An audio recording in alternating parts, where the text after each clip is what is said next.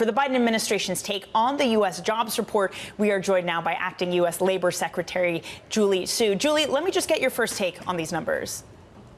It's another very solid jobs report. 206,000 jobs created, bringing the total since President Biden came into office to nearly 16 million.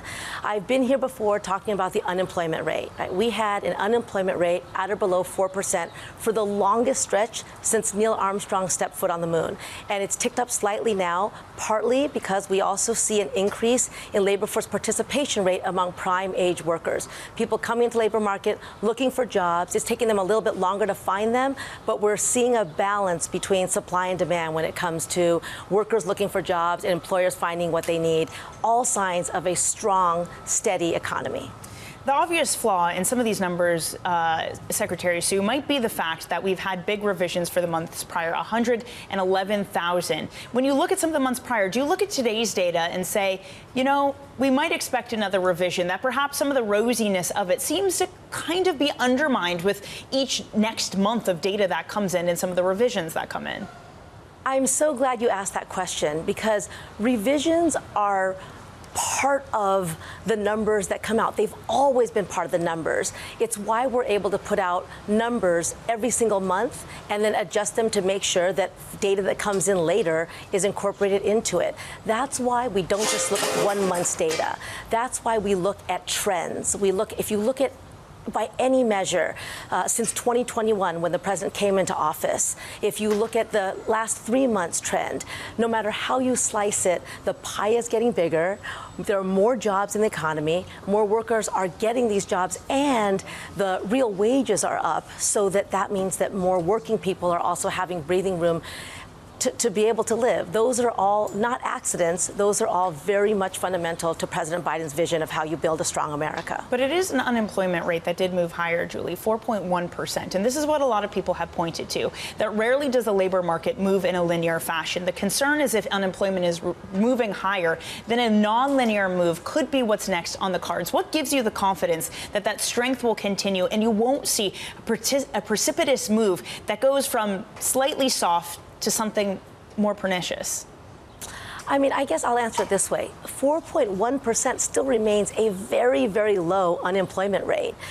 Our economic recovery under President Biden has been the most robust anywhere in the world. And so that 4.1%, it is slightly up from before, but looking at all historic measures, especially looking at recoveries from past economic crises, it is absolutely historic in nature, and that did not happen by accident, right? It was not inevitable. Most people bet against it, but President Biden said if we invest big in America, we can pull ourselves out of the pandemic, prevent economic scarring, and those investments, one reason I'm confident is that those investments are just getting started. The president's Investing in America agenda is putting more money into communities for roads, bridges, clean drinking water, for high-speed, reliable internet. We are tackling our climate crisis. We're putting more wages into workers' pockets. Just this past week, 1 million more workers became eligible for overtime pay because of this president's economic policies. Just this past week, we put in place the first nationwide proposed standard to protect workers from the hazards of heat. All of these are forward-going policies that make me confident that building an economy in which no one gets left behind and workers do well is not only possible, it's the only option for this president. Julie, I think for this market, there's a lot of uncertainties about 2025. I know there's a lot of drama happening in D.C. this weekend with Team Biden and what happens with that and the election itself. It's always periods of uncertainty. I'm not going to ask you about that directly because I know that you don't want to talk about it. But when you think about this labor market and what we call the fog of 2025, how do you deal with that and think about that with still the outcomes unknown? And again, as you say, policy still needing to work out. How do you think about that policy when, again, we don't know what 2025 looks like? No, we don't know. You're right. But I'm happy to talk about it because if we want to talk about the fog, the real fog is, let's look back at 2020. In July, this day in 2020, the unemployment rate was almost 12%.